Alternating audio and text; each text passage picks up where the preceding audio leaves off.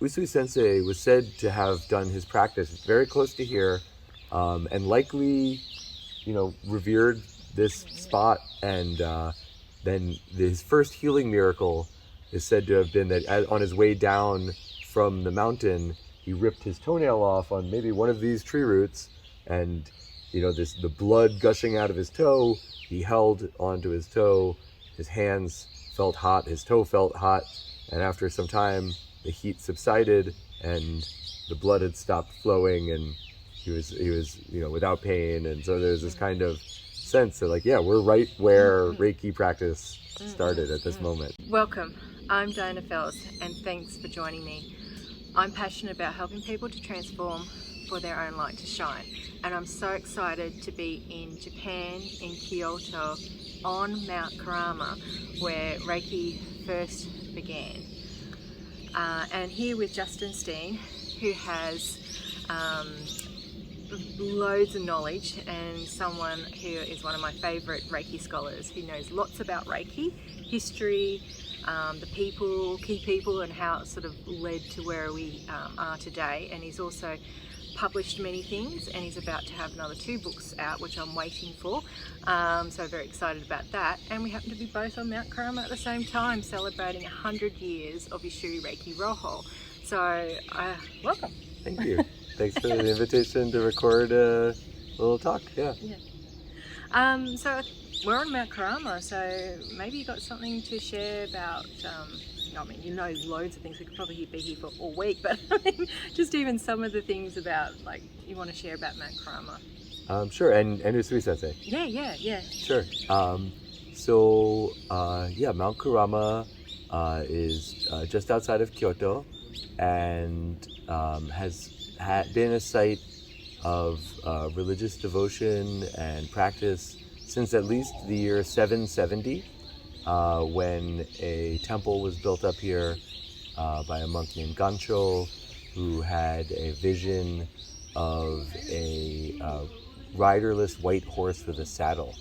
And a part of this vision, following this horse, he was grappling with a female demon or oni who kind of came to him in the forest, and so he prayed for protection, and Bishamonten, the Buddhist protector of the north, came and kind of helped defend Gancho from this demoness, and he, out of his gratitude, he built a temple here to Bishamonten. And so since that time, right, 1250 years ago, there has been some sort of temple here, and it's changed over the years. For a long time it was associated with the Tendai school of Buddhism, which has many different practices, and I think that's still reflected today. We walked around, saw some of the temples, and you see shrines and temples for many different kami, different Buddhas and Bodhisattvas, and we sat at the feet of Amida Buddha, and yesterday we had a ceremony led by a priestess of the current religion here, Kurama Kokyo, which is kind of broke off from the Tendai sect to form its own form of devotion to a deity named Maoson, who's kind of an incarnation of, they say, the power of the earth, and is here to save humanity. Actually came to earth from Venus, they say.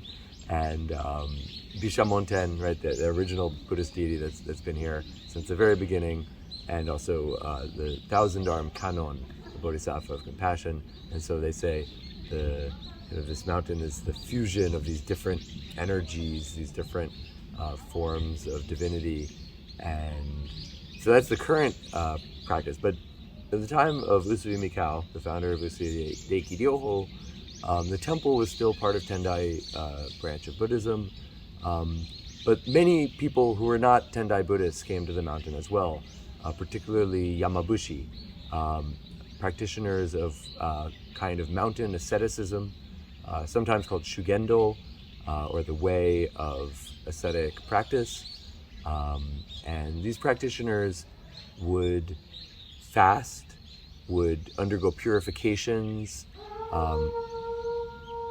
There's some, you can hear actually a conch shell being blown right now, which is a Yamabushi purification practice.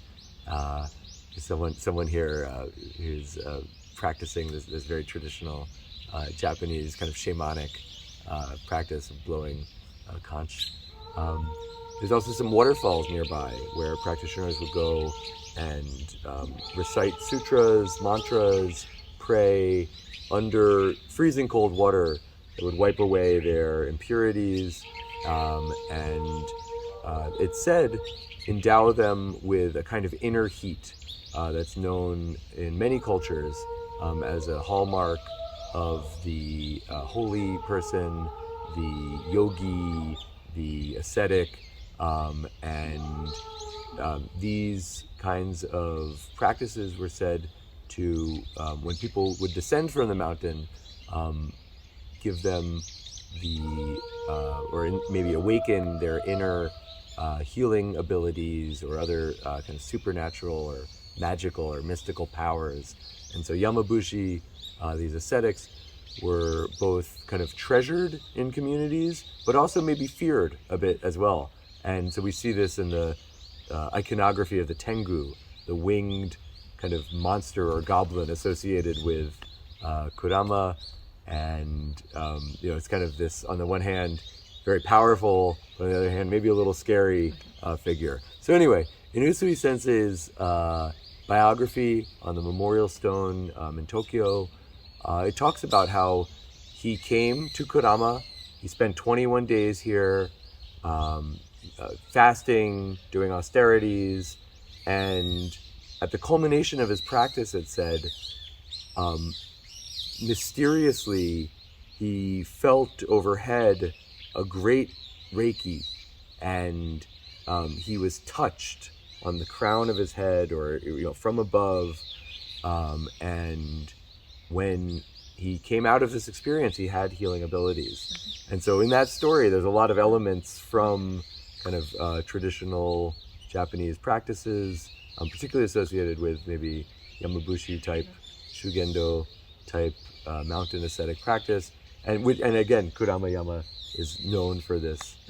Maybe can I say, I know I've been talking for a long time, but can I say something? Yeah, so right behind us is a now fallen tree, which is called Osugi Gongen, or the Great Cedar Manifestation.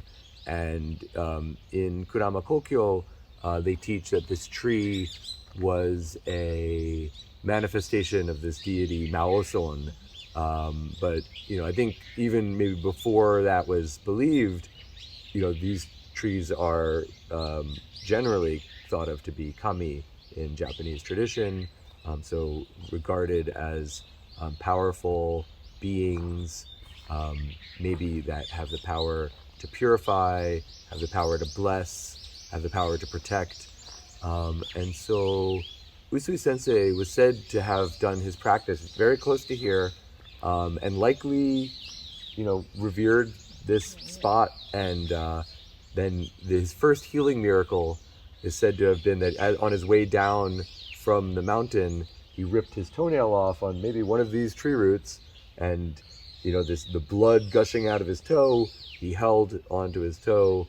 His hands felt hot, his toe felt hot, and after some time, the heat subsided and the blood had stopped flowing, and he was without pain. And so there's this kind of sense that we're right where Reiki practice started at this moment. And it's kind of like there's some presence about it. I don't know, you just feel there's some sort of presence or calmness here, even when you just sit here. And we've been doing some meditations and Reiju while we're here. So what do you feel when you come here? I feel like it's different times that I come, and I'm not the most sensitive person to energy, so maybe other people could speak more to that kind of experiential thing. But I do feel at different parts of the mountain a sacred presence, an energy, to be cliche, I guess. And I think it's a really special place. and I love sharing it with people, and particularly Reiki people, but also even just friends of mine who come to Japan. I often take them here, and I think everybody really remembers it as a special, very special place. And I think there's both. I think one of the nice things about Kurama is there's both these kind of official temple sites, which can be very powerful and obviously have this long legacy, but then there's also like the land itself. It's maybe considered in what they call in Japanese a power spot, or a vortex that people often say as well. All these sacred mountains, I think there's the human side of it, right? They're trying to build these places to show reverence and maybe try to channel some of that. But then there's also just the outdoors and stuff. And I think that's one of the things I love about Japanese religion in general, is there is this real appreciation for the forest, the mountain, the waterfalls as these like sites of power. Yeah, and so much so we bought the shirt.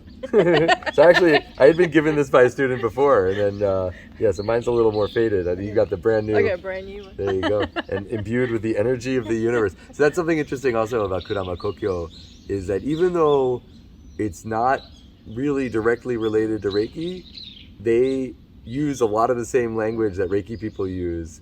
So that's just kind of an interesting thing, that there's these, I don't know, influences around, and it kind of, this place, I guess, I don't know, inspires people to think about things like Uchu no Reiki or Uchu no Energy. Yeah. And I love what you said yesterday about the Amida Buddha, and like we went to see the 1,000 Cannon, and just how you could just say, and they did it in the chant today, Namu Amida Butsu. And that's all you need to say. I went, oh, that's perfect. Yeah. Especially when you've been learning all these other chants, and they say, do it 1 million times, right. 3 million, maybe at 5 million you might be a healer then. And it's like, well, that's one's easy. Just say it once, and as long as it's with pure heart. Well, that's the Jodo Shinshu. And like any reformer, Shinran, the founder of the Jodo Shinshu, said maybe you don't even need to say it at all. Maybe you just need to, but I mean, it's Amida in his great vow, right? His original vow is going to save all sentient beings, and you're going to be reborn in the Pure Land, and there, we can really realize our true Buddha nature. There's different interpretations, but in the sect that it seems that Usui Sensei grew up in, and also where he's entombed, his remains are entombed in Tokyo, is the sect Jodoshu. So we went to the Chionin temple in Kyoto together, where the founder of Jodoshu, his main temple, the sect headquarters. And this connection with Amida Butsu through the second symbol in our practice. It's a Sanskrit syllable, in Japanese called kiriku. It's the Sanskrit syllable. I never studied Sanskrit, but I believe it's pronounced something like hri, or something like that, and it symbolizes both Amida Buddha and Kannon Bodhisattva, who is an attendant of Amida Buddha. So they work together very closely. And Senju Kannon, the 1,000-armed Kannon, is one of the central icons here at Kurama. But there's also this beautiful Amida Hall where we were able to sit in a ceremony today, led by one of the priests here, and reading from various sutras. But as Diana said, also just what they call Nembutsu practice. Namu Amida Butsu, Namu Amida Butsu, Namu Amida Butsu.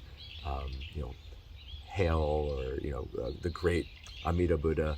And I think there's something very simple, as you said, in that practice. And that's one of the things they said was what drew people to Reiki as well. It says that on the memorial stone, is that it's a very simple practice in a lot of ways, right? Some people want to make it more complicated, but the heart of it is very simple. And the recitation of the Gokai, it says in the kind of directions on the Gokai, say it with your mouth, but also like in your kokoro, in your heart mind, nenjiru, And that's the same verb as in nembutsu. It's kind of this. I've translated it before, and it's not coming to mind exactly how, but it's something about, like an active reflection, right? That it's not just saying it, but it's kind of imprinting it on your heart, right? And I think with nembutsu and with the Gokai practice, there's this kind of common thing where you're reciting, but you're not just reciting. You're internalizing, you're actualizing, something like that. Yeah, and you're saying some wonderful things about kami too, and how that all sort of interlinks. Yeah, can you speak about that? Okay, so kami are kind of, it's a Japanese word, but it's also related to other East Asian ideas of divinities or spirits. In Chinese it would be shun, in Japanese kami, and so it's Shinto, right? It's the shin of Shinto, the way of the kami. And kami sometimes, right, can be what we think of as gods or goddesses, like Amaterasu Omi Kami, the sun goddess, who's said to be the ancestor of the Japanese imperial line. But other times, kami can just be a big tree, a big rock, a waterfall. And so there's one interpretation that kami are things that inspire awe in humanity, and that Japan has 8 million kami, and so it's not just the ones maybe that have a rope tied around them or kind of enshrined in a jinja, but that there are these spirits and forces all around us, and even powerful human beings when they die can become kami as well. So the relationship with Reiki. I think one thing is that, we talked earlier about when you walk into a shrine, you wash your hands, you purify your mouth, your words, your interior world. And before Reiki, right, different lineages have different teachings about how to prepare oneself. Some say you don't need to do anything at all. You already have it as long as you're doing your self-treatment or things like that. But in some of what the so-called traditional Japanese lineages, the practice of kenyoku, dry bathing, resembles very much the practice of purifying your hands with water in Shinto. And I think part of that is that, it says, I'm trying to remember, where does it say this? In one of the old texts of Reiki, that when you practice Reiki, you actually develop or maybe realize the kokoro, the heart, the mind of a kami or a Buddha.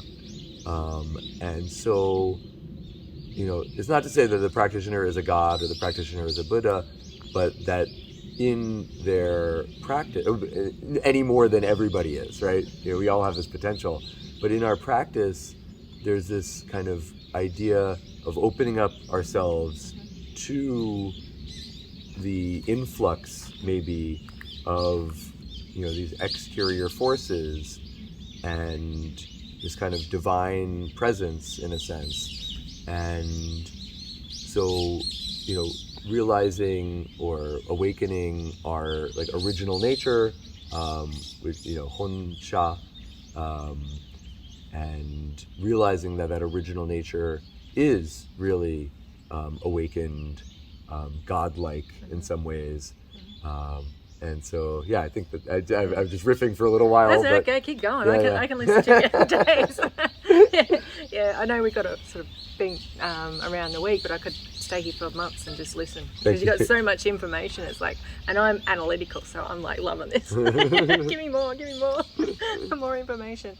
And they talk about Usui, 21 days fasting and meditating on the mountain. And I think going back 19 years ago when I started this, and some people still do now, where they just go, oh yeah, it's, the Western world goes, oh yeah, you do meditation half an hour, each day. But it's like, no, I don't know, was it 21, 22 hours a day? Probably 1 hour sleep. I definitely no food, but whether you had a cup of water or something. Hard to say. It doesn't really go into details, but on the Memorial Stone it does say it's difficult training, severe austerities, So yeah, I can't really speak to the specifics, but I think it would be normal, yeah, for maybe fasting, like with withholding food, or maybe having a minimal amount of food if you're going to go for 3 full weeks. But he did say in the oral tradition, that his teacher had told him to basically, you need to die, right? If you're going to really transform yourself, there needs to be kind of a death and rebirth experience in a sense. And so according to the oral tradition, right, you go to the mountain, and if I don't come back on the 21st day, go look for my body, because he was ready to die. Again, that's not written down anywhere, but it's something that people have said over the years. But yeah, I think it's definitely, like you said, it was a very serious practice, one that he really dedicated his life to. But at the same time, right, we don't all need to do that. No, we can just do the Amida Buddha. And that's that the easy path. Well, and I think that's part of it, is that Usui Sensei went to the mountain, so we don't necessarily have to, right? Like, we're here on Mount Kurama for a day trip, and we spent a little time in Reiki practice. But yeah, we're not going to spend 3 weeks up here fasting, because we don't need to. Usui Sensei developed a system to bring that type of connection to the source of the healing, the connection with the universe, or however you think of it, and develop the system to pass that connection on to others, and for others to pass it on to others, so that everybody could experience this. And it says on the memorial stone that it was just such a great experience that he couldn't keep it to himself, even though it may have been a tradition at the time for many lineages to kind of keep it more secret. He really wanted to spread the teachings to the people. Yeah. And it's amazing how, for 4 years, he only was out there practicing, and then he died quite young, and then it spread so far. That just amazes me. Yeah, so he had about 2,000 students in his lifetime, and then before World War II, it seems that the Usui Ryoho had about 5,000 or 6,000 students. But actually, compared to other practices of the time, it wasn't that big. I mean, Taide Do, another kind of similar practice, and Omoto, both had followers in the hundreds of thousands or even millions. That also spread quite quickly. So it seemed like the rhetoric, the discourse on the stone says they wanted to spread it, but actually they did keep it quite circumscribed. Training was very expensive, so it was mostly upper class people. You needed to be recommended by someone who was a member. So there's this kind of social networking that happened. There were other practices of the time that were much more populist, that put out advertisements in newspapers, that published inexpensive pamphlets that everybody could buy. And so I think even though they said they really wanted to teach very widely, I think it was relatively, maybe compared to more secretive groups, but they certainly weren't the most popular group of the time. Yeah, and that it's interesting me, because in Japan it's not so wide. Like the rest of the world has taken up Reiki. We've all jumped on board, but you don't hear about it so much in Japan. I mean, maybe because they work with energy all the time and they've got so many other practices, but I don't necessarily think that's the reason. I think that the pendulum swung pretty far in the materialist, biomedical kind of direction. I mean, there are certainly people in Japan who are very spiritual. There's certainly shiatsu practitioners and other, what we might call energetic workers in Japan. But I think that particularly, in the post-war decades, there has been a real shift towards kind of materials. And I think there's people who are countercultural and who resist that. And maybe now the pendulum's starting to swing back a bit. But it went pretty far into the maybe anti-religious, right? Religion is seen with a lot of suspicion here in Japan by a lot, even though people engage in shrine visits, praying at temples, things like that. There's also kind of a fear of new religious movements, healing-oriented groups that tend to be associated with new religions. So I think it goes both ways a little bit. That it, on the one hand, maybe it's part of the cultural milieu, and so why do you need to do a special thing to heal with your hands? My grandma did that, without taking classes from anybody. And on the other hand, a little bit like, ooh, Reiki, that sounds a little weird. Particularly, I think we've talked about this on this trip, that the character day kind of gets associated with ghosts. And so it can feel like people see the characters for Reiki, and then they can think it feels like spooky.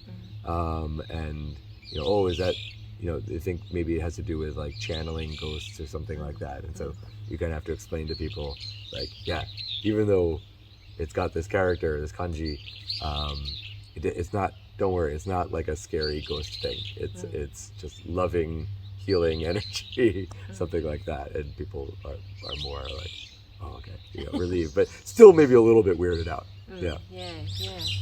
And you spoke about the Dainichi no Rei and the Fudomo yesterday too, and the linkages with that, and the linkages with the Reiki 3. Okay, so Fudomyo, I think he's a really important part of Japanese esoteric Buddhist practice, but I don't know how closely connected with Reiki necessarily. But Dainichi Nyodai is, in esoteric Buddhism, they talk about the 3 bodies of the Buddha. So the historical body of the Buddha would be Shakyamuni. In our world, in our Buddha world, Shakyamuni Buddha brought the Dharma to us as a fully awakened being and spread the Dharma in our Buddha world. The bliss body of the Buddha would be Amida, who basically created this Buddha world, the Pure Land, that's open to all sentient beings from all the worlds. And so it's this other kind of Buddha body. And then Dainichi Nyodai is what they call like the reality embodiment Buddha. So everything in the universe is the body of Dainichi Nyodai. Every sound, these birds singing in the trees, us talking right now, the footsteps of people walking by, are all part of the preaching of Dainichi Nyodai. And all of our consciousness is part of the consciousness of Dainichi Nyodai.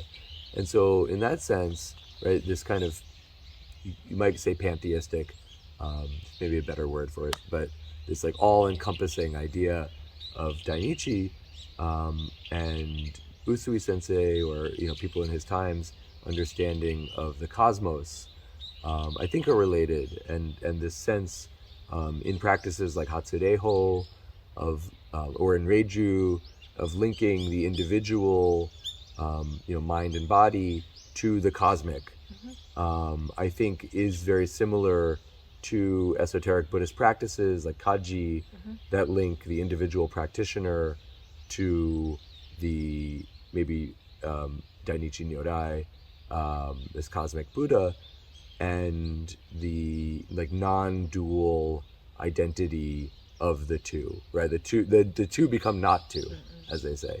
And I think there's something about that in Reiki practice. Yeah.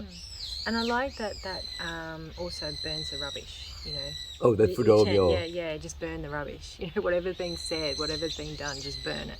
Yeah. There's a lot of things I'd like to burn. Yeah. So this idea of transformation and cutting away, right? Fudomyo, he's on fire, he's got a sword, he's got a lasso, so you can just rope anything that needs to be cut away and slice it off.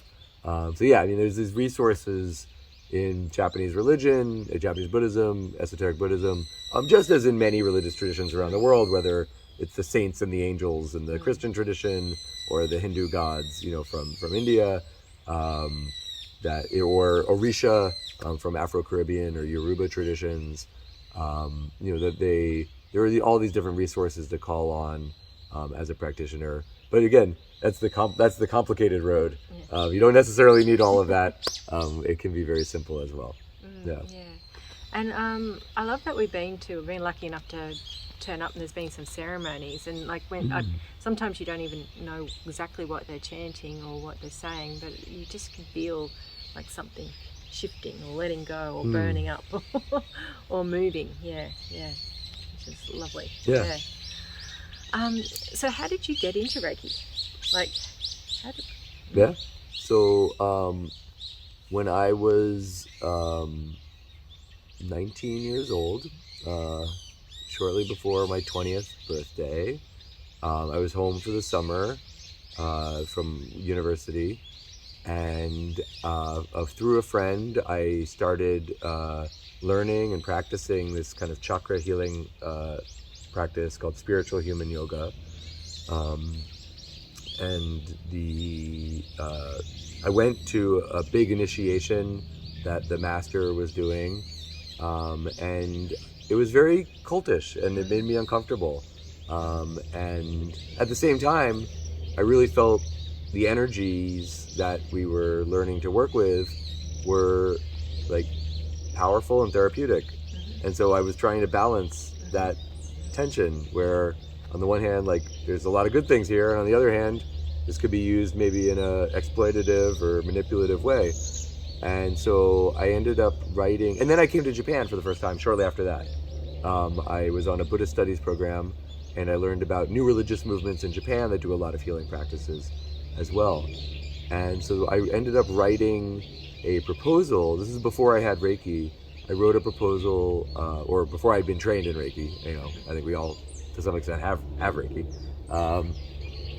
I wrote a proposal for a grant to travel around, do participant observation work on different like so-called energy healing modalities. And so as part of that research, I got my first and second degree of Reiki. Lovely. And you would have met like many different people and probably heard some amazing stuff. Is there anything, like, I mean, there's probably tons, but was there any person or something that was said or you got to see that really stood out for you, or just, I don't know? Sorry, when? Like, just in my life? Yeah. Well, because with all this Reiki and history and you've been delving into different things in Japan culture, like, I imagine you've met certain key people. Sure. You've probably seen documents that other people haven't seen. There'd be something that you've read, and read my book. Yeah. You've kind of just blown you out. Yeah, no, I mean, I think it's very simple on some level, right? Like on one hand, like I'm a little skeptical sometimes. People are like, oh, Reiki is love or whatever. But on the other hand, like, I mean, maybe it could just be so simple that it's a way of tapping in to that like unconditional love for ourselves and for others. And then when you're on that vibration, your body heals itself. Like, you feel like, whatever, it triggers your parasympathetic nervous response that, you don't have to be scared anymore. You don't have to worry about anything. You don't get angry. Just fill yourself with gratitude and diligence and kindness. And you're like, oh, right. And then you can repair yourself from all those bad things. It's like, oh yeah. So I think the simple stuff that everyone kind of already knows, but we just forget to put into practice. I think that's kind of the most profound thing in a certain way. Yeah, well, the more you sort of sit in it and the more you're comfortable with it and the more you kind of let things go, I think it's just, to me, it's just come back, trust, be open, and just keep it simple, basically. Yeah, and let go of the outcome was the other thing. Yeah, that was to me. It's like, the more you let go of the outcome and not trying to box it in, the more that seems to transform sometimes. Yeah. Or whatever comes for that person who's needed. And separates the ego out from the practice. I think, which is also, I think, important. Yeah. Because that's one of the things I don't like to focus on sensations, because then that has ego. But then sometimes we're Western, and that sometimes it's the only way you know something. Well, you feel like something's working, and then you can get excited, and then I'm doing it. Yeah. Okay, great. I can let that go now. Right. Yeah. I think just being present, being open, like you said. Yeah, but. Yeah, I mean, there's a lot of people who are I've been practicing for 20 years. There's a lot of people who have been practicing a lot longer than that. So, and I'm not a professional practitioner. I just practice on myself, my friends, my family. I think in terms of practice stuff, in terms of history and cultural context and things like that, I know a lot. I gotta say, like, I've been working on this stuff a long time. Like, I feel very comfortable with being a kind of expert. But in terms of like the actual insights into Reiki practice from a on the table perspective. As Takata says, just practice, practice, practice. Let Reiki teach you. Yeah. And you've gotten to meet some amazing people through this journey, through your research. Is there anyone that sort of stood out to you, or something they said, or I don't know, that just kind of, I mean, there'd be many. Yeah, I don't know. I mean, I really do think that it's you kind of experience. I mean, like I just said, like I think that sometimes it's the kind of simple things that it's really just putting them into practice and experiencing them for yourself. But yeah, I mean, there's one story that I heard from a Reiki master that I think is something that I think about sometimes, and I think it's connected to what I was just talking about, where it's saying, you know, yeah, when you have a Reiki business and you're a practitioner, people come into your office and whatever, maybe you're having a day, or maybe this person annoys you for some reason or whatever. You're kind of a human being talking to a human being, and of course there's all the baggage you bring with that. But he said once they're on the table and, you know, you're centered and you put your hands on, he said, there has not been one time in my entire career that I have not fallen deeply in love with this person on the table. And that's, in a sense, I think what part of the healing is, right? Is this sense of care for ourselves, for each other. And yeah, I mean, again, I really do think at the heart of it is a kind of simple message and a simple practice. But sometimes it's hard to do the simple things well, right? It is, because there's life and other things going on. But I like that, the care, like when you work with someone, all of a sudden you have this different care or compassion. Right, but at the same time, like you said, you know, distancing yourself from being attached to outcomes, right, is different types of care, right? And it's possible maybe to care too much in certain ways, right? And that's something that I'm glad I didn't go into, like, practitioner side till at least 10 years afterwards, because if I had done that earlier, I would have been the person worrying for him, because I had wanting to fix energy, or I'd be like, the person would walk out the door and I'd be still worrying for them, so I'd be in the story. So yeah, you have to learn to kind of, no, it's not your journey. You sit with them and they do whatever they need, or take whatever they need, and they do it in the pace that they need. And sometimes they may want to do something different, and that's okay, because that's their journey. We just keep holding a space. But yeah, that's a lesson I had to sort of learn too, because otherwise you go into burnout. As therapists, a lot of people go into burnout, because if you're caring and kind of give a person, you want to just keep giving, but then you forget you've got to work on yourself too. We forget ourselves sometimes, because we're always giving. So it's nice to receive, especially like these groups here. It's been lovely, like someone else to actually put a hands on you or do something. So there's sort of a giving as well, or both. Yeah. And when we give, we receive too, right? But yeah, it's and the self-treatment or hatsudeho or, you know, any of these practices of, you know, recharging our battery, as Mrs. Takata would say.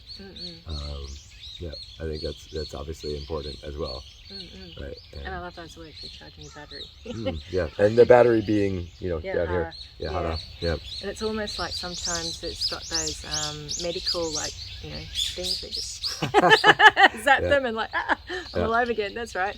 And then later, after a week or so, you're back to go and zap. But as long as you're doing some sort of daily practice, whether it's self-treatment, hatsudeho, you don't have to worry about everything else. You're taking care of yourself so you can take care of other people.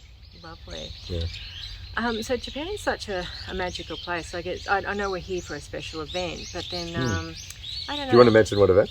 100 years Usui Reiki Ryoho. So so it's 2023 right now. So they were going to hold this event last year, 2022, which would have been 100 years since Usui Sensei founded his first dojo in Tokyo in April 1922. But then with ongoing restrictions around the pandemic, they postponed it till 2023. So now we made 101 years. Yay. Yeah.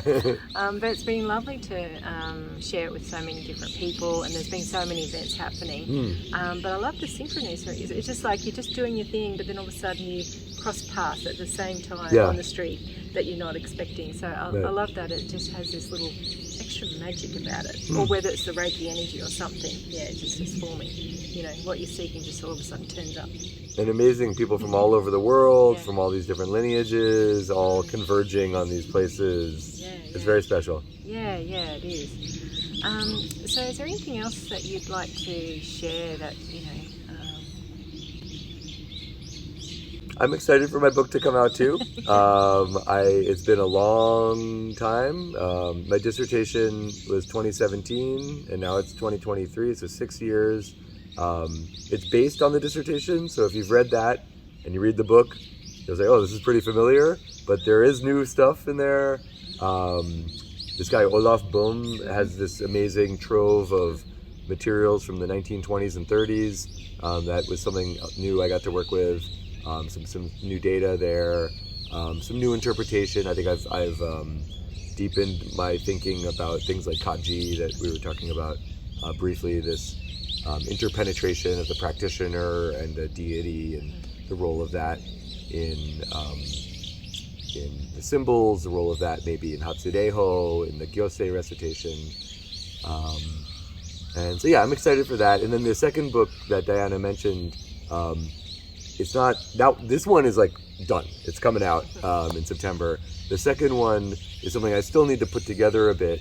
But yeah, I have all these translations of different historical materials from 1920s, 1930s Reiki practitioners, or newspaper articles about Reiki from that time.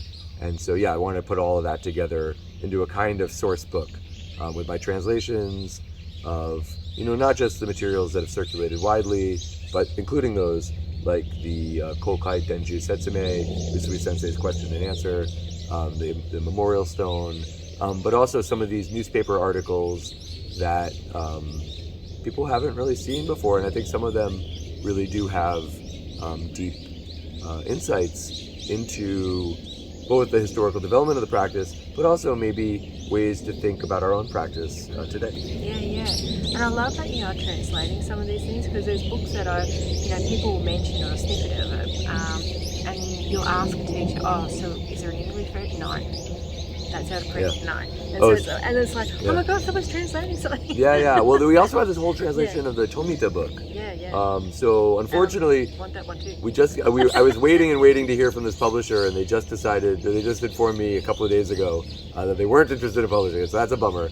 But we're going to put it in for another publisher, and so yeah, I'm hoping it's not too long until that's in people's hands, because that's also an amazing resource. Yeah, I'd like to get a copy of that too. Yeah. Because I've asked that one of other teachers, and they go, no, nothing in English. Oh, Yeah. So it's hard, Yeah. because often you'll read books, or there'll be different snippets of just a sentence or so, and you go, well, I'd like to read the whole lot. Yeah, sure. Well, but the problem is it's a 250-page book that's even difficult for Japanese readers to read. And so we worked with a very, very professional translator on that. And I think it's a readable manuscript, and we just need to find the right publisher. I'm sure you will. Oh yeah, I'm sure too. Yeah. We'll chip in. Hopefully it doesn't take too long. We'll put a hat around it. Well, that's how we funded the translation. Yeah. There was a crowdsourced translation. Okay, well, I can do that. I've got a couple of weeks also. Okay. Putting a tin out. Crowdfunded. Yeah. Put a sign on it. But I think one of the person who's kind of the driving force in that translation project, he's also the person who was the driving force in the Gray Book publication. I don't know if you got a chance to see that. Yeah, I got that one. I mean, it's so beautiful. It's like an exact replica of the original Gray Book. And so I think he wants to do something similar with the Tomita book and reproduce all these photographs and this fold-out anatomical diagram and all this stuff. And so he wants to do it exactly the same way. So he has a vision. And so we really need to find the right publisher to work with. Yeah. So, Oh, that sounds awesome. Yeah. I found out about the Grave book through you. Okay. Because you popped it on my Facebook. Facebook. And then straight away I just went, I didn't even think about it. I just went in and bought. Thank you. Yeah.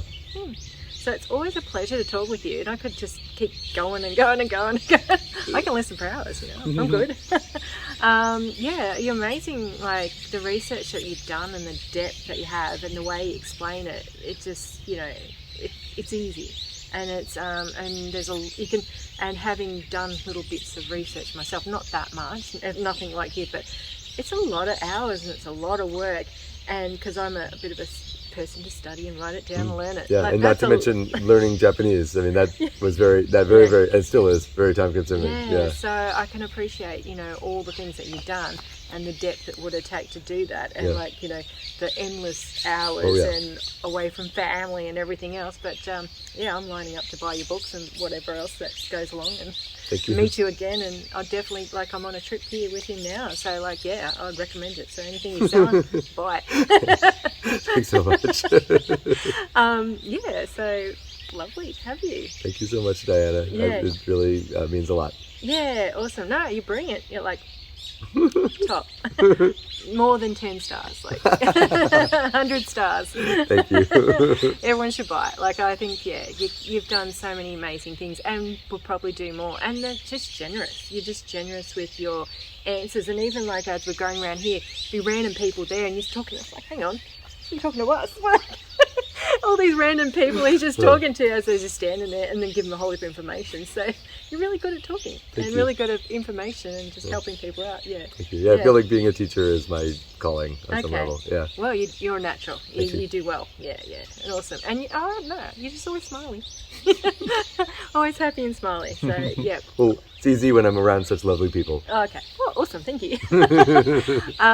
So it's been great to talk to you, and I suppose we've got to get back to trying to get down this mountain so we don't be eaten by the bears. Yeah, we'll be the bears, But anyway, but thank you very much. Thank you for the invitation. What a brilliant talk.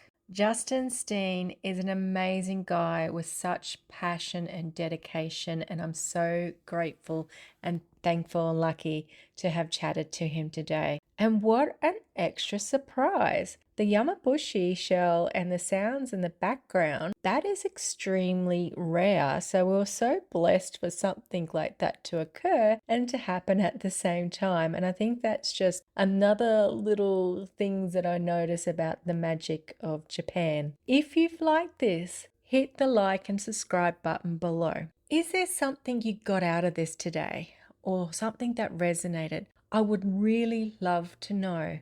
Leave a comment. Keep shining your light, and peace to you all.